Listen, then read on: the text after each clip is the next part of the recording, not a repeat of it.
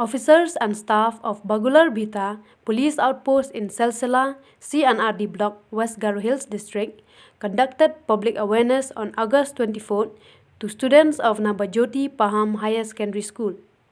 Paham on various subjects on social evil that are fast spreading even to rural areas of the state.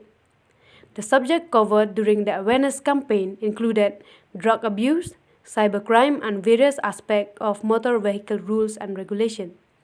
Resource persons who are expert in their respective field explain meticulously to students for their understanding and knowledge. It was insisted by the speaker that students should keep in mind and learn what they have been taught through such awareness programs. It was also advised that keeping and following what you have been taught will help them in their life. More than 100 students availed the opportunity by attending the said awareness programs.